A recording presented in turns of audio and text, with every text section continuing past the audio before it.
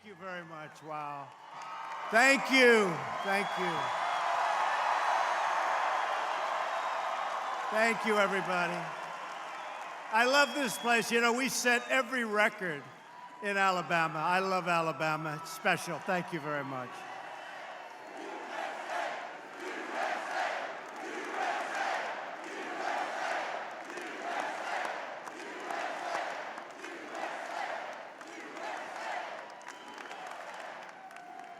Well, I am. I'm thrilled to be here with the really great person that I've gotten to know, Luther Strange, and with the hard-working, patriotic citizens of this great state. You have some football games tomorrow, but we're going to have a lot of fun, and then you're going to win at football tomorrow.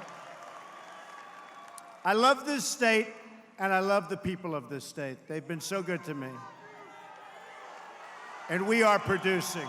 We are really producing.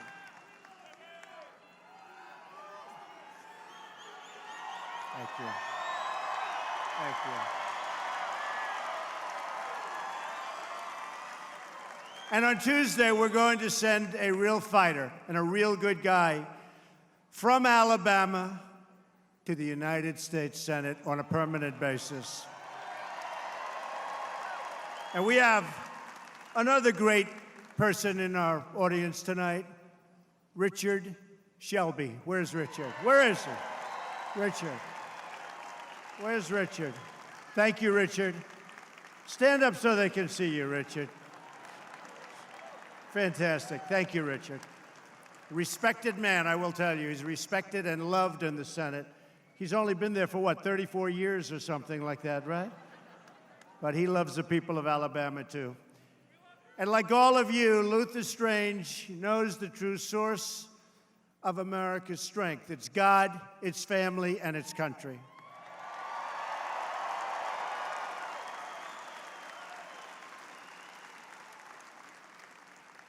And Luther is going to be taking over for a man that you all love. What's his name? Huh? Senator Jeff Sessions. You love Jeff Sessions. And he's doing a good job. He is doing a good job. We have him very busy, watching the borders. A lot of things are happening. But Luther's taking over for Jeff, hopefully, and you are going to be so impressed with what we're going to do in Washington. But before we begin, I want to send our thoughts and prayers to the people of Texas and Louisiana and Florida and Georgia and Puerto Rico and the Virgin Islands and all of the other communities that have recently been ravaged by storms and by floods. And I called the other day, I spoke to your governor. I said, how are you doing? She said, well, we have about 17 million people that just entered Alabama for shelter. And you took such great care of those people. You really did. I said, you know, Governor, you're the fastest growing state anywhere in the world this week. But it was, you really did. You did a great job. And your governor's doing a great job, too, by the way. When one part of America hurts, we all hurt. We grieve over all that's been lost, but we're also inspired by the incredible strength and spirit and resilience of our people. Together, we will recover, rebuild, and return bigger, better, stronger than ever before. It's going to happen. It's going to happen quickly, better.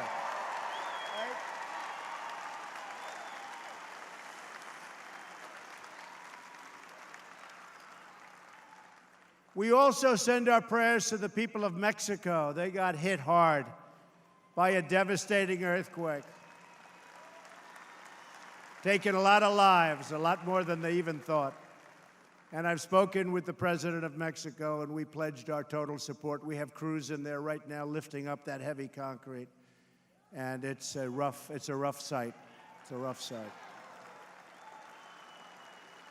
We got a lot of people we sent down with a lot of big equipment, but that's a tough go. It's a really tough thing to look at and to see the sadness, but that was bad. I've just come from a very productive week at the United Nations General Assembly. Ooh.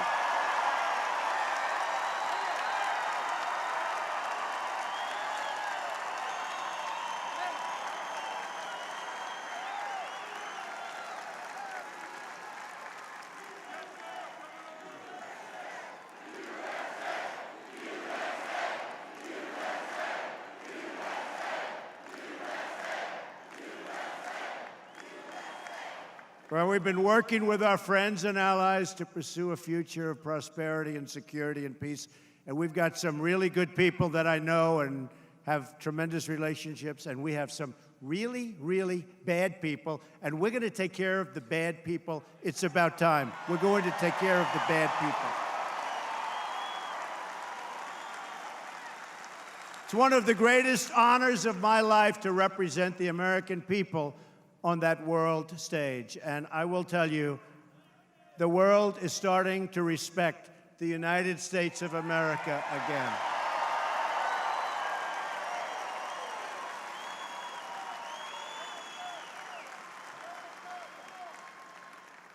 As I said during my address to the United Nations, I will always defend America's interest above all else. I'm here for you. I'm not here for global interest. We're not here for the rest of the globe. And we want to treat the rest of the globe right. And, you know, when I say America first, everyone's saying, gee, and I never liked it from the standpoint that if you're in another country, you want your country to be first by the leader, right? So nobody really understood. For years, they've said America first, although I'm the one that really means it. There's a big difference. And I said, look, it's going to be America first. We're going to renegotiate these trade deals. We're bringing a lot of people back. We're bringing companies back. You see it in Alabama. You see it in Alabama. But I'm not going to worry so much about other countries. I want to treat them with respect. I want to treat them good. And I want their people to fight for them, just like I'm going to fight. But we're going to be like your football teams. We're going to win all the time. We're going to win. Believe me.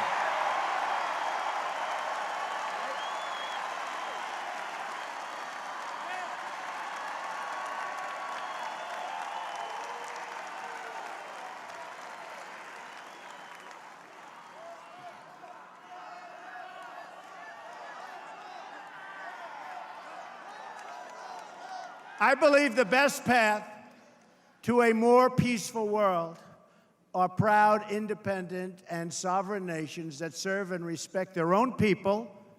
When you look at what's going on in the world, you have so many where they don't respect their people. But we want nations that cooperate together to create better for all people. That's what we're all about, all people. And we can't have madmen out there shooting rockets all over the place.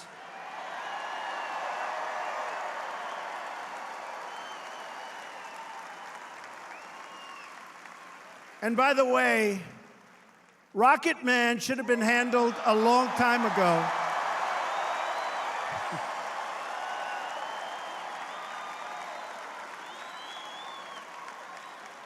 He should have been handled a long time ago by Clinton. I won't mention the Republicans, right? But by Obama. Why did this, you know, this is a different time. This should have been handled 8 years ago, and 4 years ago, and honestly, and 15 years ago, and 20 years ago, and 25 years ago. This shouldn't be handled now, but I'm going to handle it because we have to handle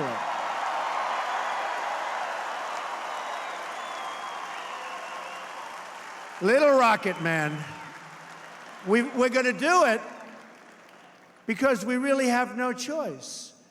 We really have no choice. Now, he's talking about a massive weapon exploding over the ocean, Pacific Ocean, which causes tremendous calamity. Where that plume goes, so goes cancer, so goes tremendous problems. And I want to tell you something. And I'm sure he's listening because he watches every word. And I guarantee you one thing, he's watching us like he never watched anybody before. That I can tell you. That I can tell you. And maybe something gets worked out, and maybe it doesn't. Personally, I'm not sure that it will. Other people like to say, oh, we want peace. You know, they've been saying for now 25 years, oh, we want peace, we want peace. And then he goes and just keeps going. Well, maybe something gets worked out, and maybe it doesn't. But I can tell you one thing, you are protected, okay? You are protected. Nobody's going to mess with our people. Nobody is going to play games. Nobody is going to put our people in that kind of danger. Nobody. And Japan and South Korea are right up there with us. And by the way, many other countries, many other countries, they're right up there with us. And I have to tell you, I made a friend in China, President Xi, and yesterday he basically took the banking industry away from North Korea. Never been done before. Never been done. That's based on relationship. Relationship is very good, but we're dealing with somebody that we'll figure out. He may be smart, he may be strategic, and he may be totally crazy. But you know what? No matter what he is, we're going to handle it, folks. Believe me, we're going to handle it.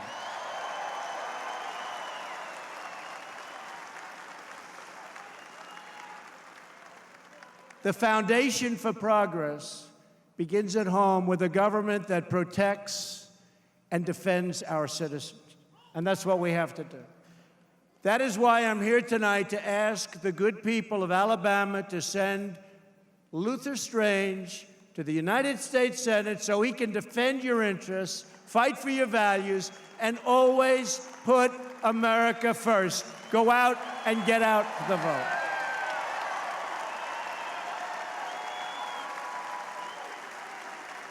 But I'm going to tell you, I'll just tell you this quick, crazy story. So why do I like Luther? Because, you know, I have a lot of friends, and some of them called, do you mind if I go for the other candidate? I said, really, you can. I mean, some of them are working for me, and they feel, and that's fine. Of course, they may not have a job on Monday, but these are my, right, Richard? We may have to get rid of a few of them. I've already gotten rid of a few of them. But they're good people. No, they're good people. But I'll tell you what happened. The first go-around on health care, I said, you know, for 7 years we've been hearing repeal and replace Obamacare, right?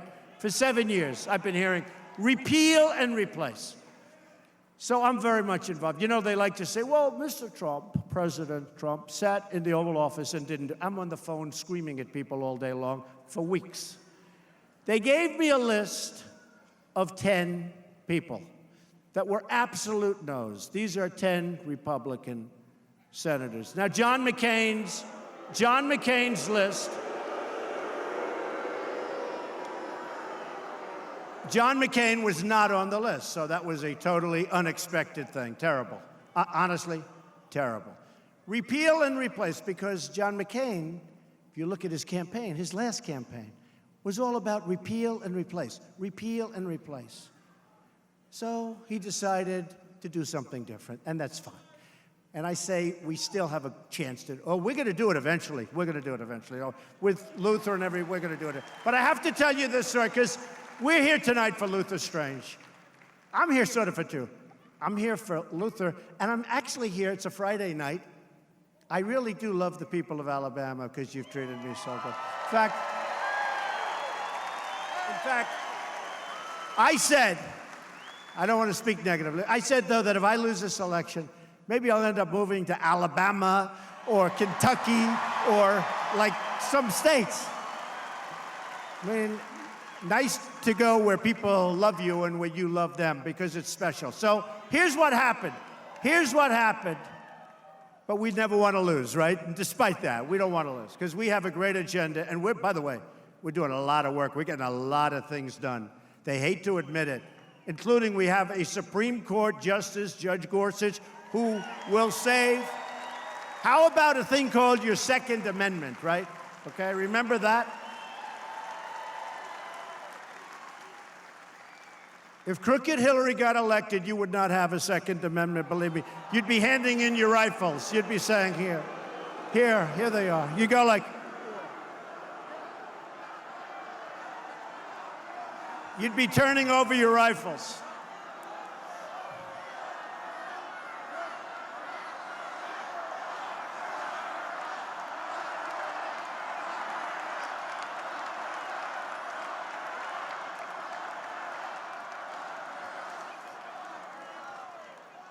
You got to speak to Jeff Sessions about that.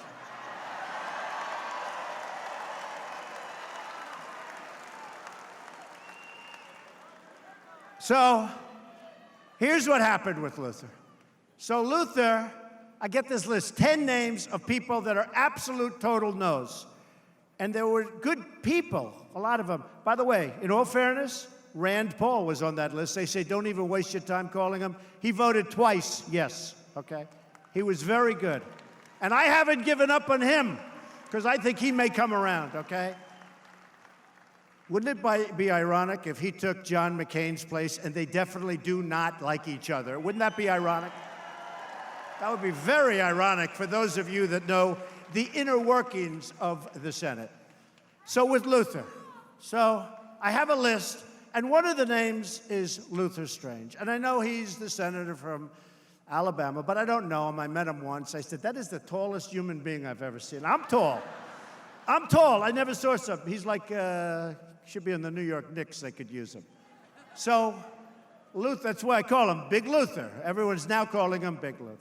But I have to tell you, so I call up the different people. Well, Mr. President, could you have dinner with my wife, myself, my family, my kids, my cousins, my uncles? And I'd like to talk to you about it. Okay. So they come over, the family, pictures all night, everything. Okay. And I'll get a vote or I won't, whatever. But brutal, brutal. You know what that is, folks, right? It's called brutality. I call another one, I say, Senator, we need your vote. I know you're opposed to it, but well, I think I can get there, but you have to do me a favor. You have to see my brother and his wife. They love you, and they want to have dinner with you, and they want to have breakfast with you and lunch. Then after you finish with them, how about we'll go out for a picnic someplace on the White House lawn, and then after that, maybe we'll start talking about it. I say, oh, my God, it was brutal. You have no idea. Okay, now I call Luther Strange. I say, I got to call this guy, and he's a no, right? And I say, Senator, I need your help. I said, I got to get your vote on health care. He says, you've got it.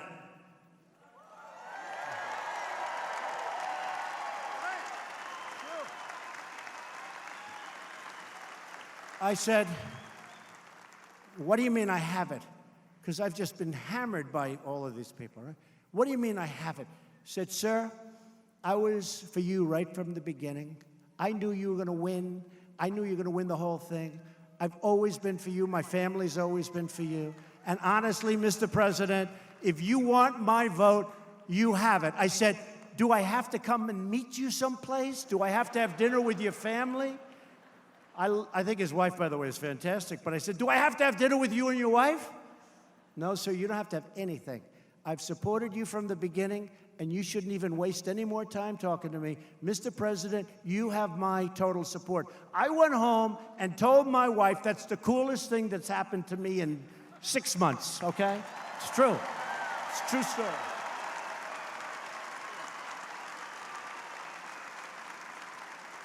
And then time goes by, and he voted. And then, of course, John McCain came in, and he went thumbs down at 3 o'clock in the morning, and everybody. I know so much, folks, I could tell you. It was sad. And we had a couple of other senators, but, at least we knew where we stood there. That was, really a horrible thing. Honestly, that was a horrible, horrible thing that happened to the Republican Party. That was a horrible thing. So anyway, time goes by. And I see Luther's in a race. And people are saying he's friendly. Whether you like Mitch McConnell or not doesn't matter, but they're saying he's friendly with Mitch. He doesn't even know Mitch McConnell. He was just there for a few months, and they've put that mantle around his neck. And I told Mitch I'd like to say this. I don't like to, but I'm telling you, he doesn't know Mitch McConnell at all. Luther is a tough, tough cookie. He doesn't deal with and kowtow to anybody. So they put it around. So all of a sudden, I see he's down in the race by a lot. And I said, man, that's really unfair. They were giving him a bum rap. Because he happened to be in the Senate, they were giving him a bum rap. And I remember the call. And by the way, the other people that I called, and they're all fine.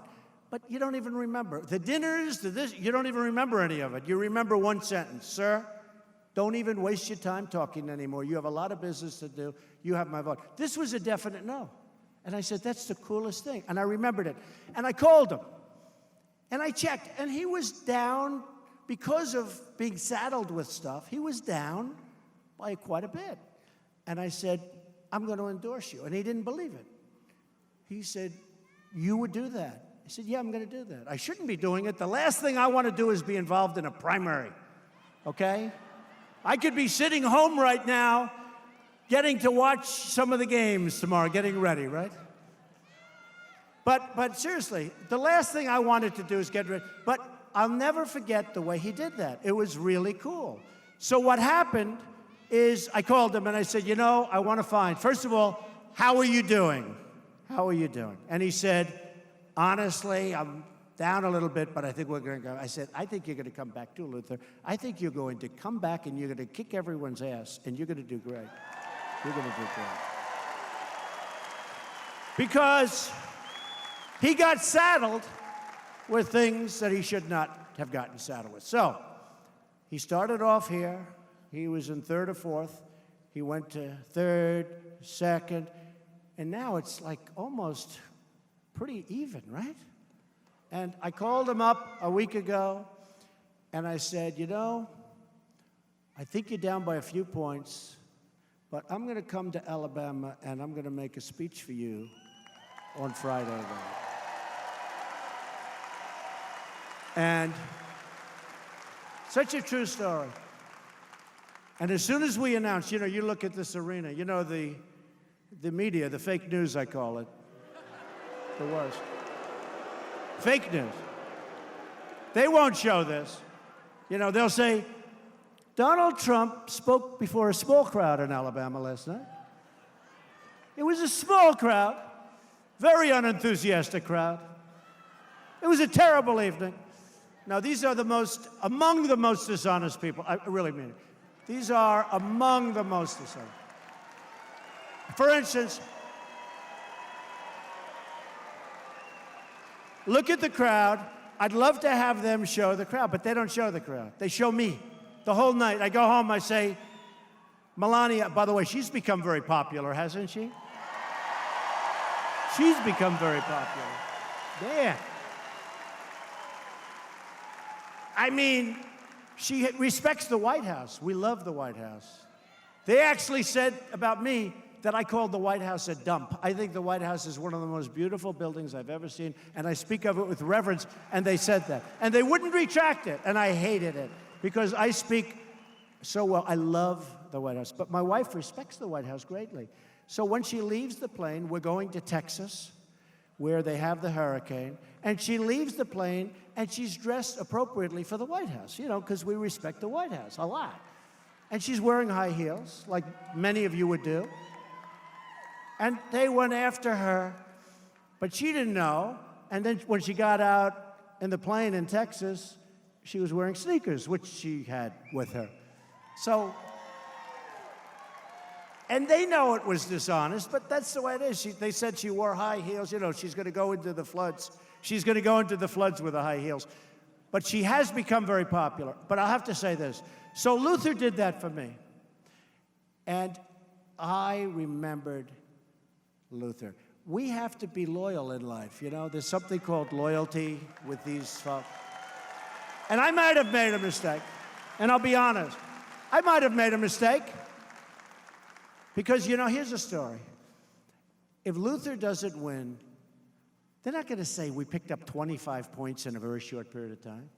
They're going to say, Donald Trump, the President of the United States, was unable to pull his candidate across the line. It is a terrible, terrible moment for Trump. This is total embarrassment. I mean, these are bad people. And by the way, both good men, both good men. And you know what?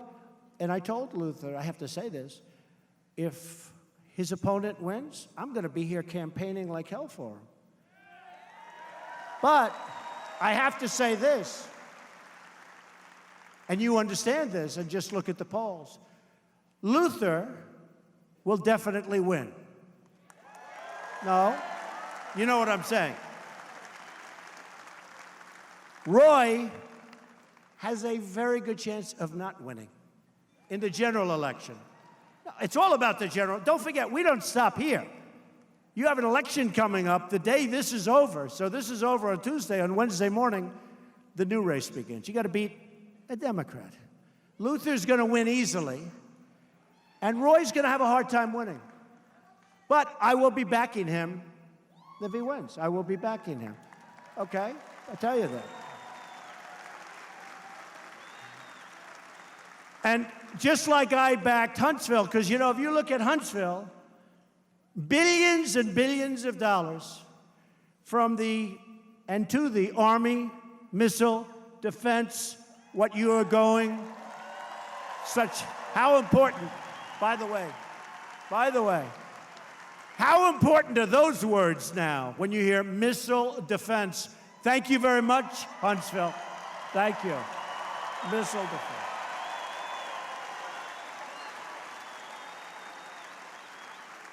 You know, when you hear those two words, last week, as you saw, you know, we just approved a $700 billion budget, much higher than originally anticipated. Again, if the other candidate had won against me, that would have gone way down. It was going way down. You don't know what we're doing. We're rebuilding the military at a level to which it's never been before. We're rebuilding it.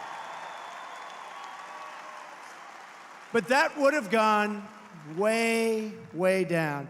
And then you look at, as an example, the new FBI facility that's being built. Great, great. You look at NASA. How about NASA? Billions of dollars. And Richard Shelby, by the way, has been a big help in this, I have to tell you. A big help. He's been a big help. But I will say this. We're spending a tremendous amount of money in Alabama, and you are doing great. And as long as I'm president, you are going to have so much money spent here. And you know what? Lots of other states also. We're bringing back jobs. We're bringing back companies. Companies are not building in other areas. In some cases, they've already started the plant, and they're not. They're coming back. I'm renegotiating NAFTA, one of the worst trade deals ever made. It's one of the worst trade deals ever made. We stopped other trade deals. We are doing a job. I'll tell you what, we have jobs and companies pouring back into this country like they haven't seen. The lowest unemployment in almost 17 years. The most number of jobs. The most number of jobs in the history of our country. Now, with all of that being said, we have a lot of people that want to work. We have a lot of people that have given up on finding jobs. Those people are going to be taken care of. That's one of the reasons that we as a group, that's why we won. One of the reasons. I think we won because of the military. I think we won because of the vets. I think we won because of the evangelicals. I mean, take a look at that, right? But I had to tell that story about Luther, because you know what? You go back and tell it. I thought it was really cool. So I said, I'll be there. And then I saw some things that I didn't like. He was down a little further than I liked. I said, I'm not sure. And I said, Luther, you have got what it takes. You have really got it. And let's go. That was 2 months ago. And you got yourself an even race. If you guys go out and vote, if he gets out to vote, you're going to win. You're going to have a great senator. You're going to have a great senator. And he won't only be great, he'll be the tallest senator in the history of the United States Senate. So, okay. That's not so bad, right? And Shelby's pretty tall, too, by the way. But he is going to be great because he's tough on crime. He's tough on borders. Don't worry. Don't even think about it. And you know who I have here tonight? General John Kelly, who headed up Homeland Security.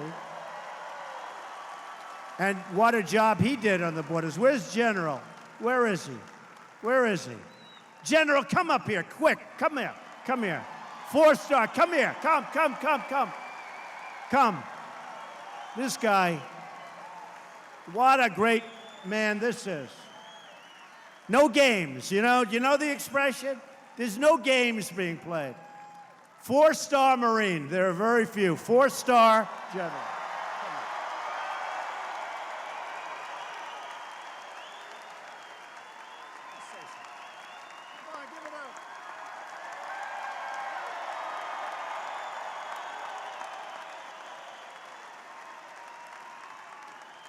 He just wants to work. He's done a great job. 4-star Marine, that's good. But what he did on the borders, and this is without the wall, by the way, the wall is happening, folks, okay? Believe me. The wall is happening.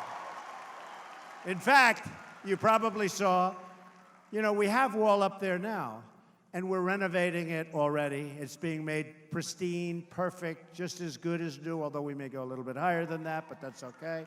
And we're building samples of the new wall. You know, it has to be a see-through wall. I don't know if you know this. Frankly, I didn't know it until about a year ago, as much as I say. If you can't have vision through it, you don't know who's on the other side. Let's say we build a precast concrete wall, and now we have people on the other side. Literally, I was given an example. It's so bad, it's going to stop drugs, it's going to stop a lot of bad things, but because the drug epidemic in this country is out of control, we're going to stop it. We're going to stop it. But they would literally, so you have a concrete wall, and it goes, and that's what I do best. That's what I do best. That's what I really do. Although we've done a good job at politics, too. In all fairness, we've only been doing it for about 2 years, so. But what I do best, I build. So you have a concrete wall, and you have Mexico, wonderful, wonderful place. Mexico, and you have over here the United States. But you can't see anything, right? So now they take drugs, literally, and they throw it, 100 pounds of drugs. They throw it over the wall. They have catapults, but they throw it over the wall, and it lands, and it hits somebody on the head. You don't even know they're there. Believe it or not, this is the kind of stuff that happens. So you need to have a great wall, but it has to be see-through. We are now looking at samples. We have 4 samples that have already been built, General, right? They've been built. And we're looking at different samples already of see-through walls. And I think also, to be honest with you, a see-through wall would look better. You don't have that, whatever it might be. But we are looking at 4 different samples built by 4 great companies, 4 different concepts. They're just about completed. I'm going to go out and look at them personally. I'm going to pick the right one. We're renovating the existing wall, and we are going to have as much wall as we need. You don't need it all the way. You know, you have 2,000 miles. You don't need it because you have a lot of natural barriers, et cetera. Somebody said, well, what are you going to do? You're going to build that wall in the middle of the river? Are you going to, that nobody can go in? Are you going to build that wall on the mountain? I said, you don't need the wall on the mountain. You have a mountain, which is a wall. But we're going to build the wall. It's coming along great. We're soon going to have the final choices done. And the renovations will be done, I would say, within the next 6 or 7 months. We're spending a tremendous amount of money, and we're going to have that. So I just wanted to let you know where we are.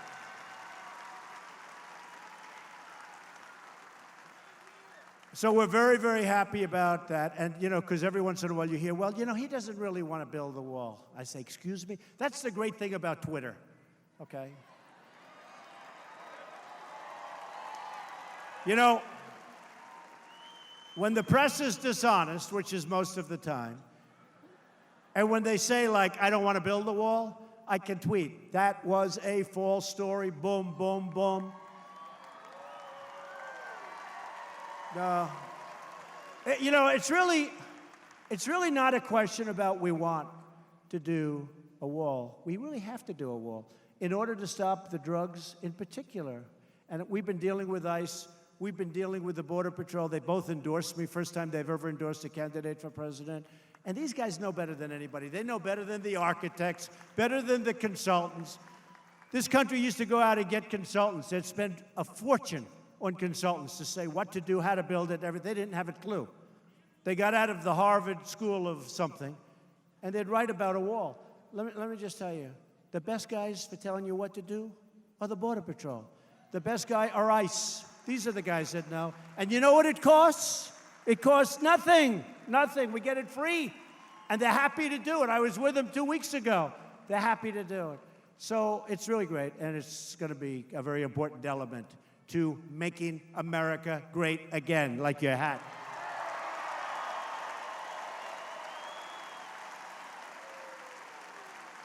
When it comes to reforming Washington and taking on the bureaucracy, I'm telling you, because I've seen him, he's tough as hell.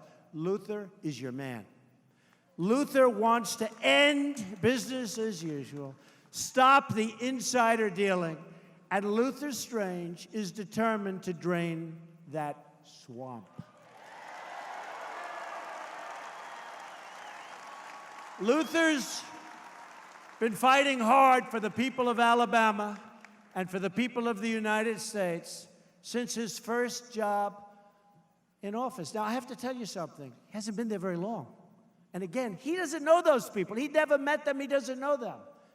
And they can't saddle him with it, but he doesn't know those people. But Luther has worked so hard. And I know the ones that work hard, and I know the ones that don't work hard. In fact, I was talking about it with Richard before. Don't worry, Richard, I'm not going to give away any of these secrets. But we were talking about it. We were talking about, he's a hard worker, Richard, I want to tell you that.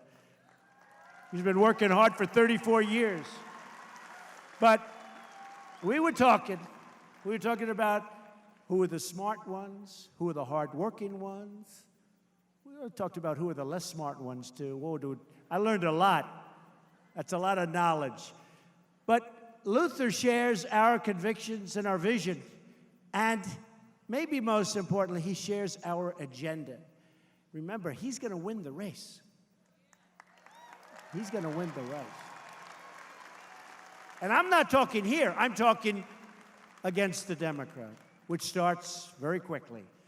But it's why we need each and every one of you to get a friend, go out, get a family member, get the whole family, and bring them out to vote for Big Luther Strange. Got to vote for him. Big Luther.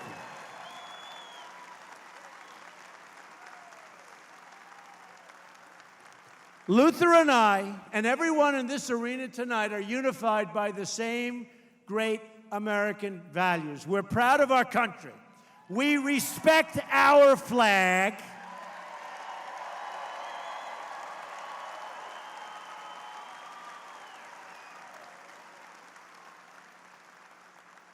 Wouldn't you love to see one of these NFL owners, when somebody disrespects our flag, to say, get that son of a bitch off the field right now, out, he's fired. He's fired!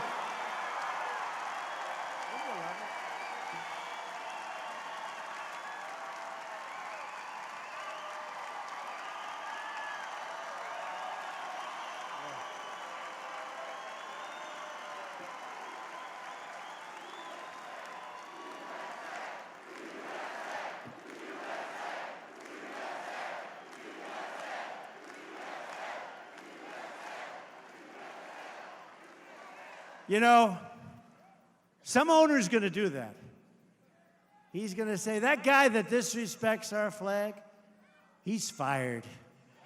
And that owner, they don't know it. They don't know it. They're friends of mine, many of them. They don't know it. They'll be the most popular person for a week. They'll be the most popular person in this country, because that's a total disrespect of our heritage.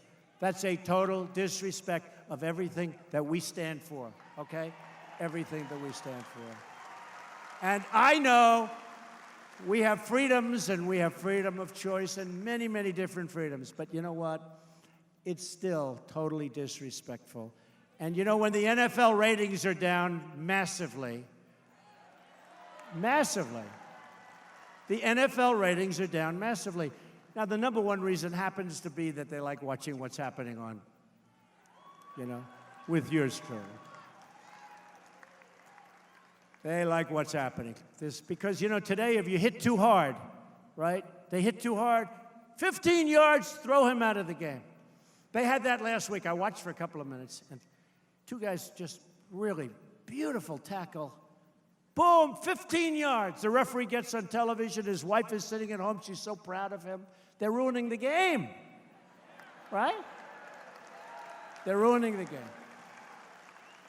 Hey, look, that's what they want to do. They want to hit, okay? They want to hit, but it is hurting the game. But you know what's hurting the game more than that? When people like yourselves turn on television and you see those people taking the knee when they're playing our great national anthem.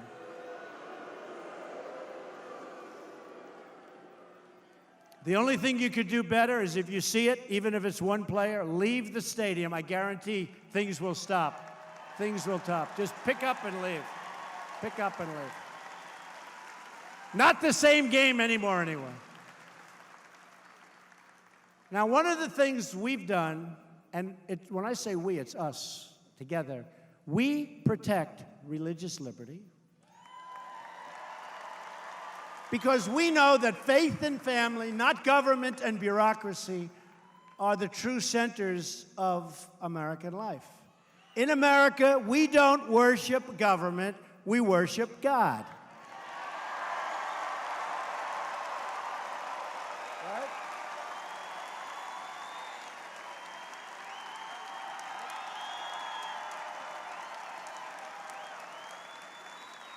We cherish our magnificent Constitution, and we believe judges must interpret the Constitution as written, and that includes defending, as I just said, our great Second Amendment.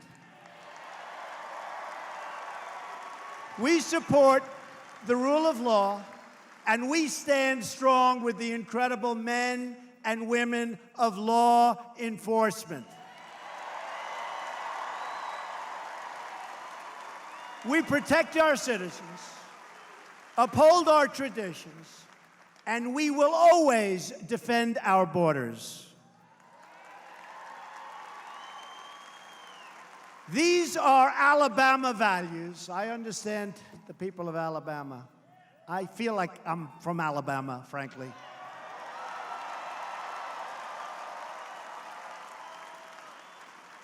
Isn't it a little weird when a guy who lives on Fifth Avenue in the most beautiful apartment you've ever seen comes to Alabama and Alabama loves that guy? I mean, it's crazy. It's crazy. But I understand your values. I love your values. And those are the values that I believe in. Those are the values that made this country. Those are the values that made this country great. Those are the values. I understand those values. But as you know, these values have been under attack for many years in Washington. And that's why we need a person like Luther Strange. We need him. You got to get out and vote.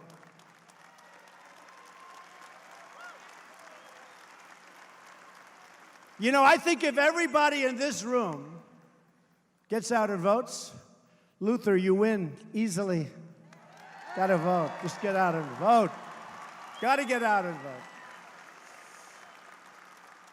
So Luther's not in Washington to serve the special interests like a lot of people, even the way he handled that thing with me. He didn't ask me, oh, you got to this and that.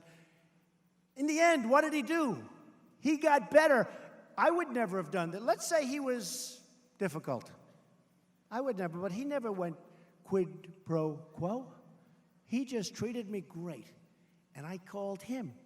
I said, you want me to help you? He couldn't believe it. He said, why? I said, because you gave me the coolest answer I've had in a long time. That's why I'm here. He didn't ask me.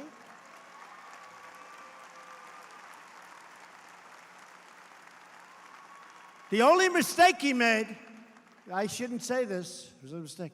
He said, sir, we have a venue that holds 1,000 people. I said, Luther, that's no good, 1,000 people. We can do much better than that. And then we came up with this job, and we are packed. And by the way, outside, there are thousands of people that can't get in. They do not have your real estate ability, okay? Thousands. You got thousands of people outside. Thousands. And they may be listening because we put some big speakers out there, and I hope they're going to vote for Luther. They may not be too happy, but I think they will. So Luther came to Washington to serve you and to represent you. And I can tell you that when Big Luther, we call him now Big Luther. Did people call you Big Luther before you met Trump? You know, I brand people. Some people I brand as this or that. We don't have to go into it because a lot of them are now friends of mine. A lot of them are friends of mine. But so nobody ever called you Big Luther? I think it's a great name. A guy 7 feet tall. What are you going to do? Call him I can never call him Little Luther, right? But I do. I just saw him. I said, he's Big Luther. And that's cool. But when he walks in, everybody knows that Alabama has arrived.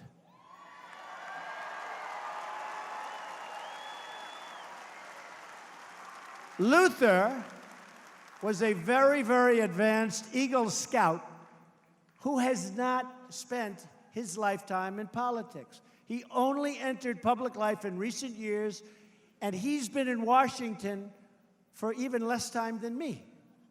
So he doesn't know all these people that he's supposed to know. He has his own mind. He has the mind that you want. In his short time in public office, Luther has proved that he's not beholden to anyone and not afraid to take on anyone, and I've seen it. As your Attorney General in Alabama, Luther won over 25 public corruption convictions.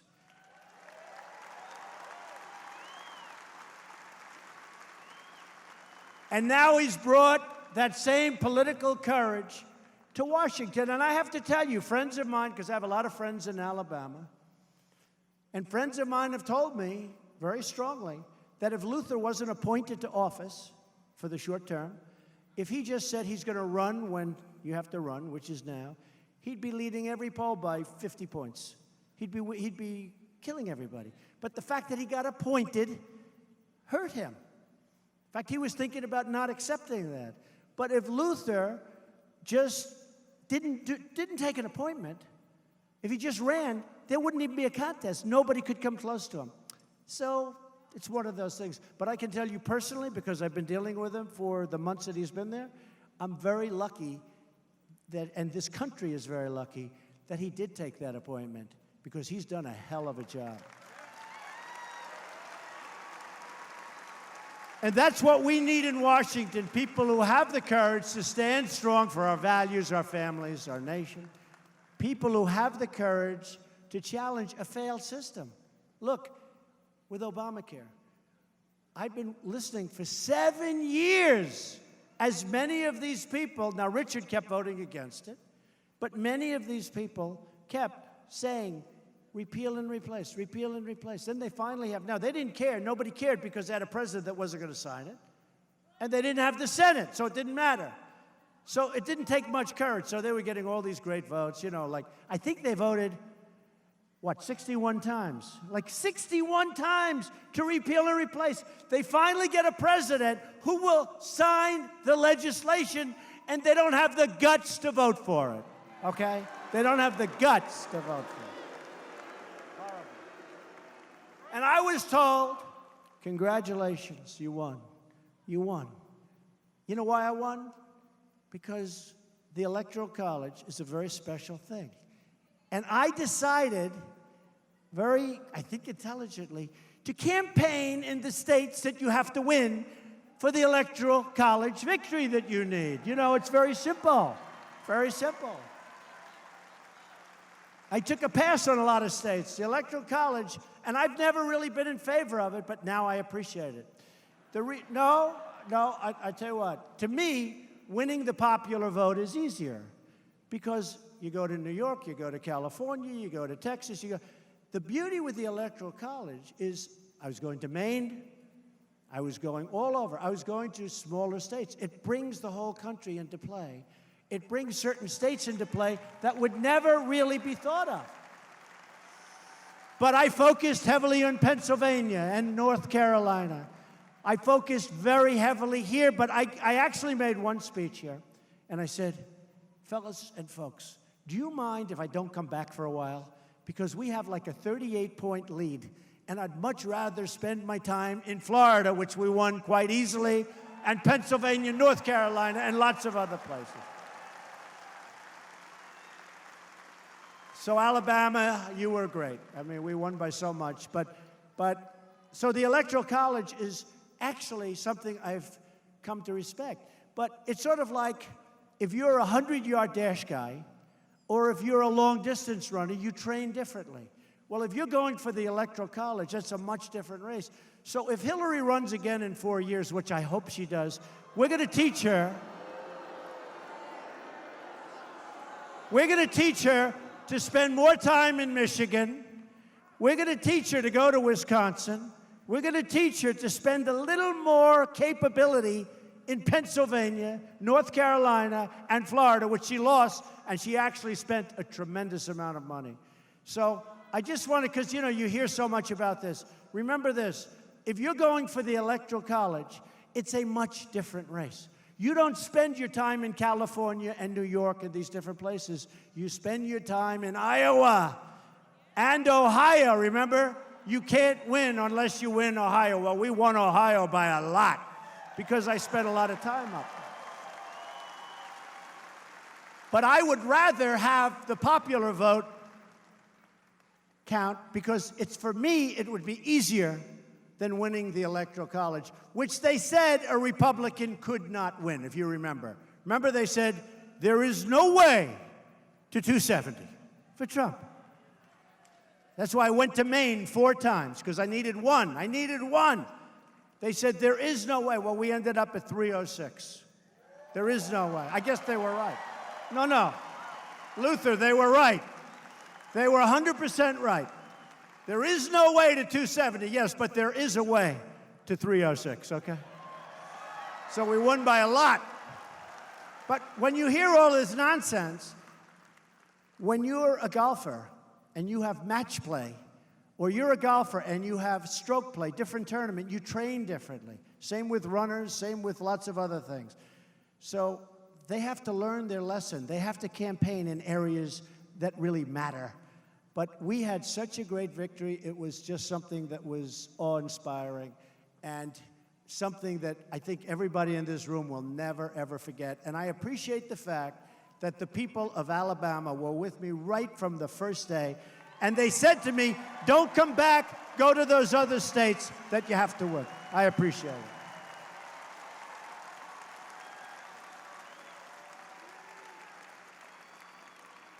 And by the way, folks, just in case you're curious, no, Russia did not help me, okay? Russia. I call it the Russian hoax, one of the great hoaxes. Actually, that's the thing I was thinking about. That's the thing that the Democrats did best. They lost the election, and they didn't know what happened. And they needed an excuse. So they said, Russia. And then they said, wait a minute, Russia. And Trump, honestly, it's the thing they did best. They did a rotten job of running.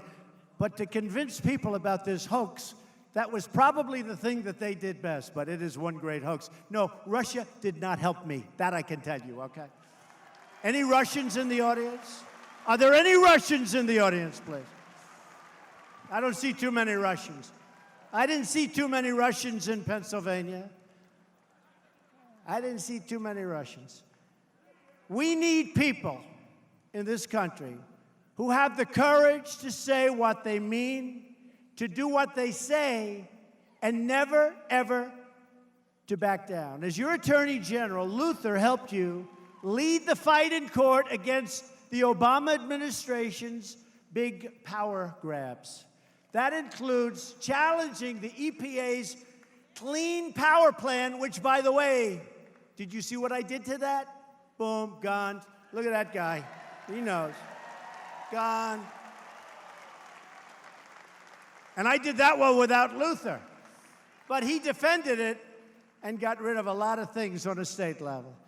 And also, I've defended, and Luther has defended so vigorously, religious liberty from Obamacare and the fighting of Obama's and the administration's dangerous, really almost you could say inhumane plan on refugees. It's inhumane. When I opened my election, I talked about what was happening, the viciousness and what was happening. A lot of people thought it was tough. Turned out to be true. In fact, it turned out to be understated, not overstated. And that was a big part of our success. Since the day Big Luther arrived in the United States Senate, Luther has always been for us. Has always been for us. He's not a friend of Mitch McConnell. He doesn't know Mitch McConnell until just recently. And I don't say that badly about Mitch at all. I'm not saying that badly. I'm just telling you. He doesn't know him. He just got there. I said, how well do you know him? He said, I just met him because he just got there. He's been there for a very short period of time. And in fact, he just came out against, and he was against it before, but he just came out against that totally ridiculous rule, the filibuster rule. It's ridiculous. So we have 52 senators, and on a lot of legislation, you need 60 votes. That means we have to get 8 Democrats. And then they get upset with me when I go to see Nancy Pelosi and Chuck Schumer, who were very nice. They get upset. Why did you see them? I said, because this rule is crazy. We have 260 bills. Many of those bills, not all of them, because they can use reconciliation for those of you that are interested in that. But that's a trick. That's just a trick. Many of those bills will never get passed. Most of them will, because you cannot get 60 votes. You cannot. It means that 8 Democrats control the Senate. Now, I think we're going to pick up seats in 18. I'm going to work very hard. I think we're going to pick up Democratic seats. I believe that. We're going to pick up Democratic seats, but they have to get rid of the filibuster rule. Basically, we can't go to 60. We want 51. That's how we have Judge Gorsuch. If we didn't have that, you would not have Judge Gorsuch right now on the Supreme Court.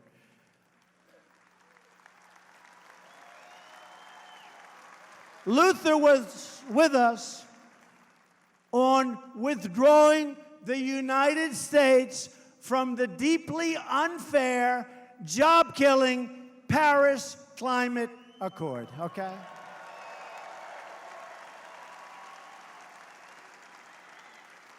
You know, it sounds so nice, but it was a killer.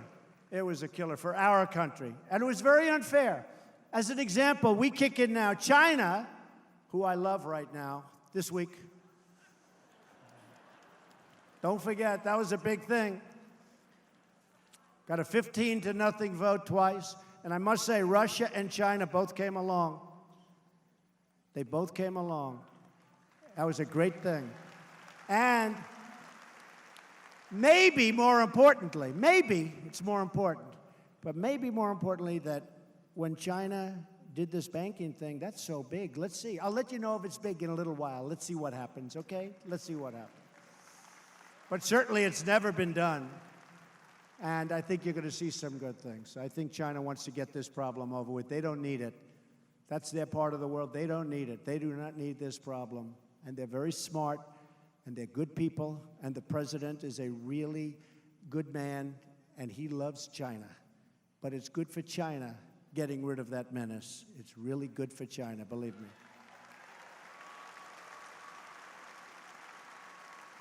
Luther's with us on cracking down on dangerous sanctuary cities that release criminal aliens into our communities. What's that all about? And by the way, Jeff Sessions is working very hard on that, really hard. Really hard. And effectively, very effectively. Luther's with us on cutting taxes and bringing jobs back to America.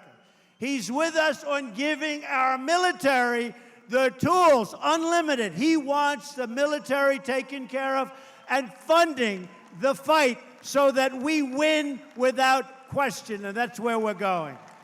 $700 billion. He not only has my endorsement, remember this, he also has the endorsement of my great friend and Vice President, Mike Pence.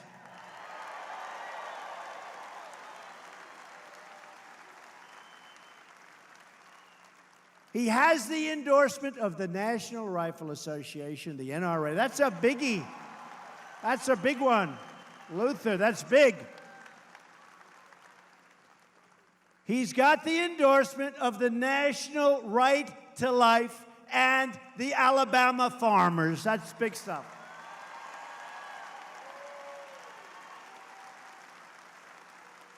That was a big endorsement. That NRA endorsement, I'm telling you, that is a powerful endorsement. With Luther Strange, You don't just send a message to Washington, you send a fighter to change Washington the way we all know it can be. Since Election Day on November 8th, we've already achieved historic wins for the American people. The stock market has reached its highest point in history.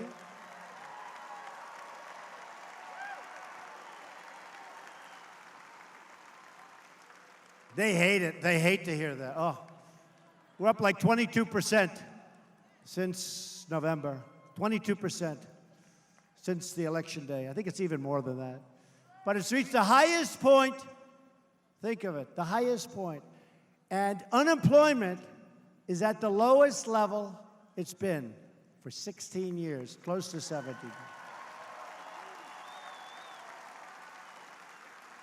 Most importantly to me, and I have to see it, and I'll say it again because I said it at the beginning, but I have to sort of wrap it up and say it again. Companies are flowing back into our country. They want to be here. I was with one of the great gentlemen that I became friendly with, a leader of a major, major country. So I won't tell you because I said I keep it private. So, you know, there are only probably a lot of people watching on television.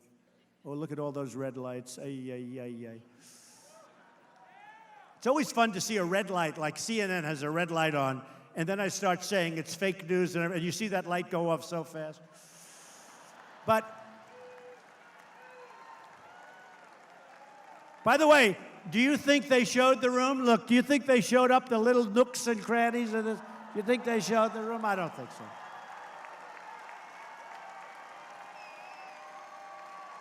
If there's an empty seat, they'll show that empty seat. 2 people, they got up, they went to the bathroom, they're coming back in 5. They show those empty seats every single time. Fake news. So I'm really proud because a record in the history of our country's stock market, tremendous gains.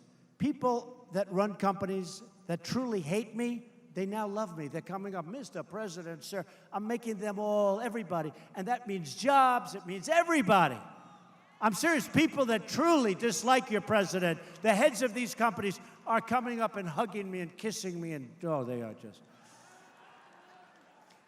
But I'm not doing it for them. I'm doing it for jobs. I'm doing it for the country. That I can tell you. Doing it for the country. I told you many times during the campaign, but I told you many times, and this is not even a choice, we're renegotiating NAFTA, and we're either going to get a fair deal or we're going to terminate NAFTA. It's very simple, okay? Because it's one of the worst deals ever negotiated. One of the worst deals ever negotiated. Every day, I am keeping my promise. We have done so much. You know, they don't like to say it, but we've passed over 50 pieces of legislation. That means going through Congress. That means getting approved by the House and the Senate and signing. That's not including all of the executive orders I've signed. That's not including the fact that we have reduced unnecessary regulations to a point that this country hasn't seen in years. And we're not finished yet. But one of my biggest promises has been to our great veterans, and we are doing one of our best jobs there.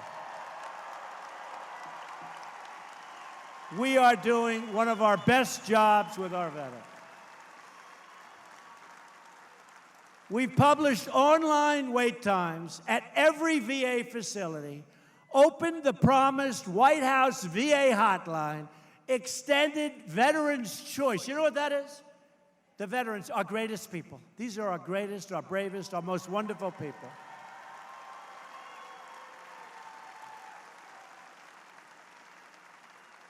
And in some cases, they get older and things happen.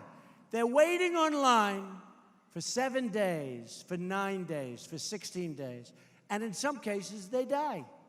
In some cases, they can have a simple procedure.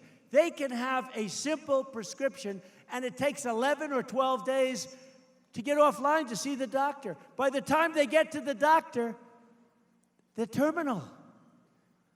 So I said, without knowing much, but having a lot of common sense and very good up here. Always, always. But I said, you know, like you people, I said, that doesn't make sense. If they're waiting in line, can you imagine? We have a lot of people that are very successful people here. Can you imagine going to your doctor and having him say, you'll have to wait for 11 days?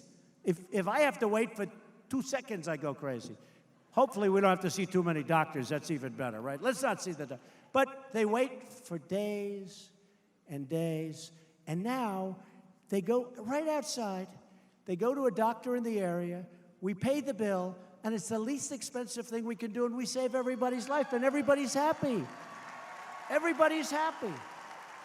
And when I first heard, because I've only been doing this for a little while, but when I first heard of the problem, that's what I said. Why aren't they just going to see a doctor? We'll pay. Now, we got to negotiate with the doctors pretty carefully, because, you know, I know a lot about doctors where they charge a lot of money, so we got to be a little careful. But now the people are happy. We are doing so many things. We have VA worker accountability. For 40 years, they've been trying to get it passed. They couldn't.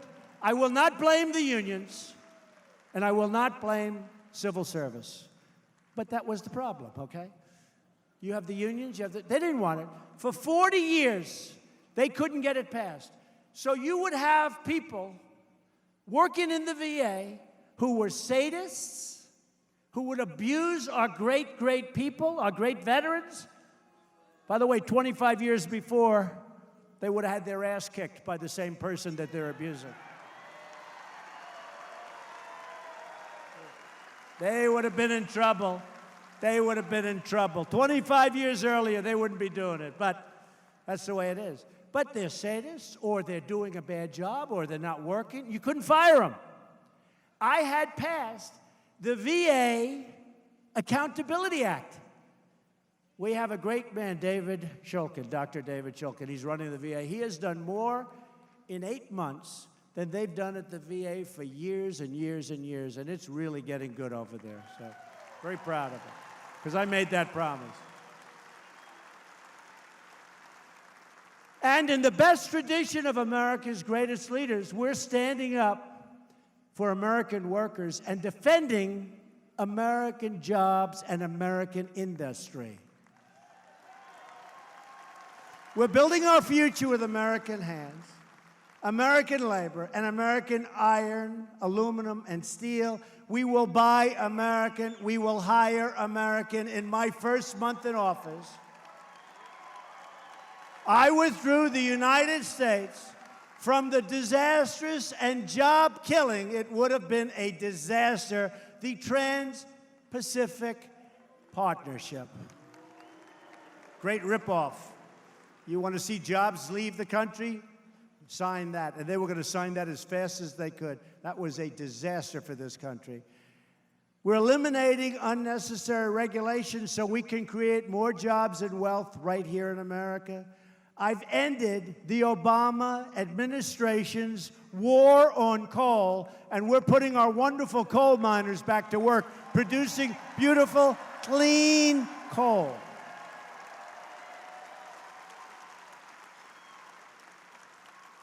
And here's one that nobody had the guts to do, and I did it in my first very few days in office.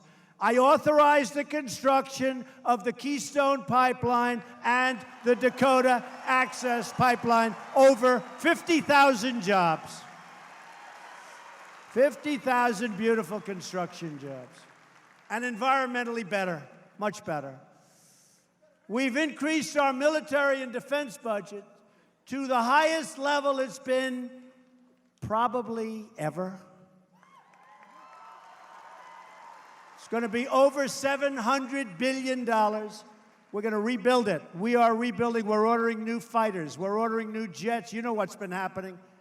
The jets are so old that the father flew them, and then the son goes into the Air Force, and he flies the same plane. True. And we've committed to expanding and improving a state-of-the-art missile defense system. Thank you very much, Huntsville, Alabama. Thank you. Thank you, Huntsville.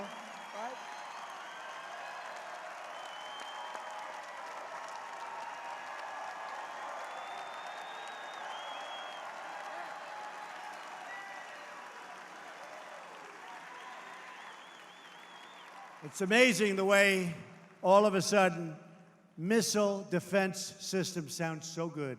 And by the way, these systems, I watch them and I see what's being developed. I mean, they're taking out rockets that are going so fast. And the percentage of success is so high. It's so brilliant what we can do, so that we can do what we have to do to have a safe country. So I want to thank you, Huntsville, because you're a big part of it.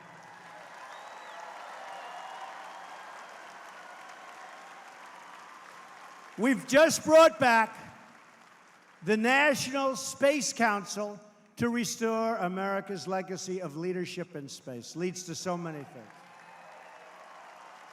The council will be chaired by Vice President Pence, who's visiting your NASA facility in Huntsville on Monday to get you out to vote. That's why.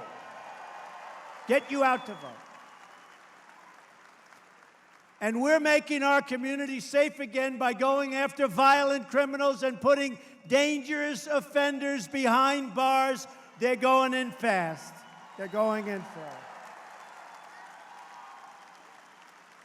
We have the backs of our police officers, our ICE officers, and our Border Patrol officers, and we have their backs 100%, just like they take care of us. One by one, we're finding, and I mean in large numbers, and our guys are much tougher than their guys. We're finding the gang members, the drug dealers, and the criminals who prey on our people. We're throwing them the hell out of our country, and we will not let them back in. They don't come back in anymore. Different age. They don't come back in. We also understand that immigration security is that's really a national treasure, but it's a national security. We need national security for safety. We're going to keep radical Islamic terrorists out of our country. Sorry.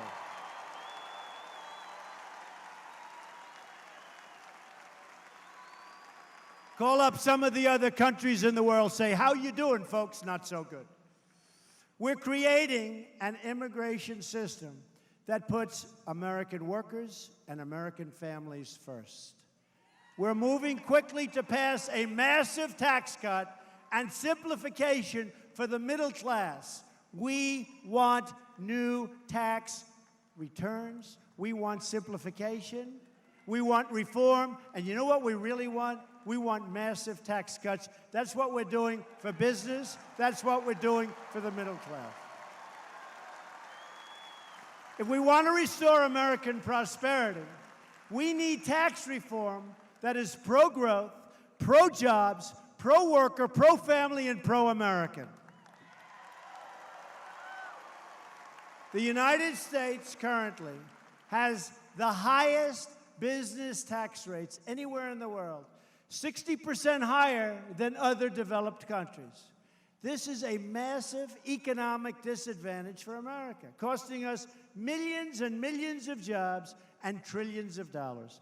Under our plan that you're going to see next week, enjoy it, okay? Enjoy it. You're going to love it. It'll be the biggest tax cut. I got to get it approved by Richard and by Luther, but I have a feeling you'll be okay. Luther, you promise? Because if you don't vote for it, I'm leaving right now. I'm going to take away. If he doesn't vote for it, I'm taking away the endorsement. No, but under Luther and under Richard, we're going to have one of the lowest tax rates in the developed world, bringing back our jobs, our companies, bringing them back to our shores. With Luther's help, we're going to reform our tax code to make American business competitive again so that American workers and American companies can win again.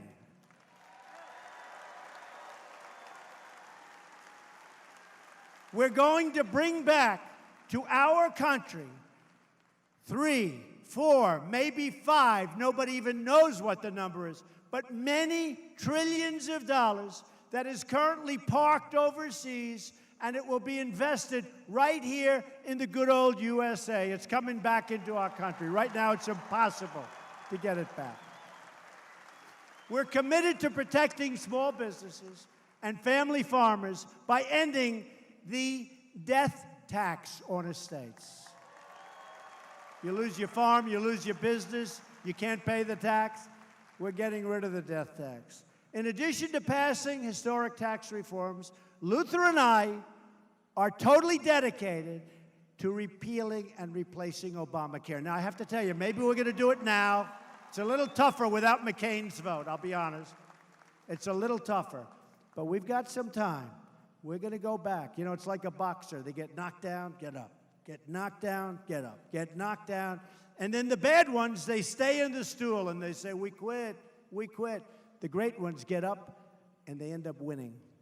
That's what we're going to do. We might have to go back again and again. I mean, like, we may make it this time, but the most we'll be is 1 or 2 votes short. You can't quit when you have 1 or 2 votes short. You can't do it. And those people are not going to be liked by the communities that they come from, because in most cases, in I think almost all of the cases, they got elected on the basis of repealing and replacing, and they are not doing a service to the people that they represent. Luther Strange fought against Obamacare as Attorney General of Alabama, and he fought it well. And he's fighting Obamacare in the Senate, and he's going to keep fighting because we're going to win. It's going to be gone, and we're going to have great health care in this country.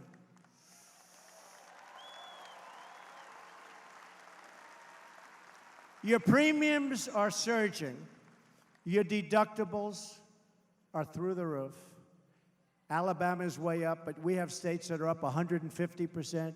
We have one state, the state of Alaska, it's up more than 200%. And I'm having a hard time getting a certain vote, but she's a good person, and I think she's going to come through. I mean, if you look, Alaska is up over 200%. So that means Obamacare is no good. So we shouldn't have a hard time getting her vote, and I think she's going to come through. I hope so. Insurers are fleeing, doctors are quitting, choices are disappearing. Congress must do its job by ending the Obamacare nightmare. So, to deliver for American families, we are also working to pass the RAISE Act, legislation that would end chain migration and switch our country to a merit-based immigration system. Merit, merit, merit.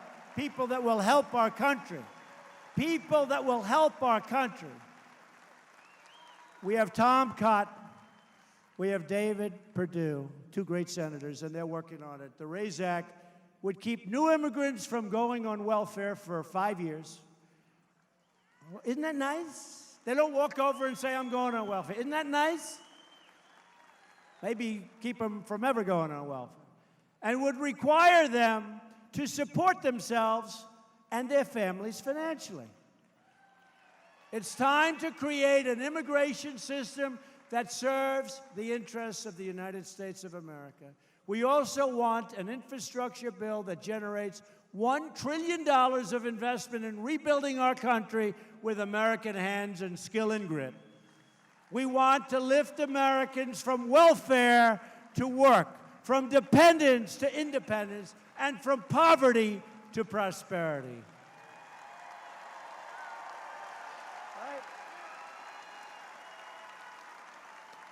We want every American child to grow up learning the dignity of work, the pride of a paycheck, and the satisfaction of a job well done. We want our citizens to go to work every morning in a job they love, supporting their families and lifting up their communities like you people have done so well. But we can only bring prosperity back to our country and hope to our struggling communities if we can take our America First agenda, if we can take our Make America Great Again agenda back to Washington and drive it to victory. We can only achieve those historic legislative wins, and we've had a lot of them in a short period of time, if we have patriots in Congress who are willing to stand up and fight for what we believe. and that guy can do it. We can only win those fights, and we can only drain the swamp if we have smart, tough, and tenacious leaders who know who they represent and they know how to deliver. Luther Strange is our man. He's our man. You got to get out and vote. I mean, again, I'm taking a big risk because if Luther doesn't make it, they're going to go after me, Luther. These people, these very dishonest people, they're going to say Trump, Trump, Trump, okay? But we've done great together, and we have done great over the last 2 months right here. This is our moment. This is your moment. This is a big day because you have a lot of people banking on somebody else's victory and then thinking they're going to become Democrats in the state of Alabama. And I don't think that's a good thing. That's not a good thing. If this man wins, that race is over. If somebody else wins, I will tell you, that's going to be a very tough race. Every day, we must fight for the change you've been waiting for your entire life, a government that serves you, that protects your family, that upholds your laws, and that honors your faith, and that defends values, and that always puts the needs of our citizens first. We are Americans, and the future belongs to us. The future belongs to all of you. But we have got to go out and take it. We have got to go out and earn it. We have got to go out and vote. If we don't vote, it's not going to happen. So on Tuesday, vote for your country, vote for your family, vote for your victory. Vote for Luther Strange. He's a phenomenal person.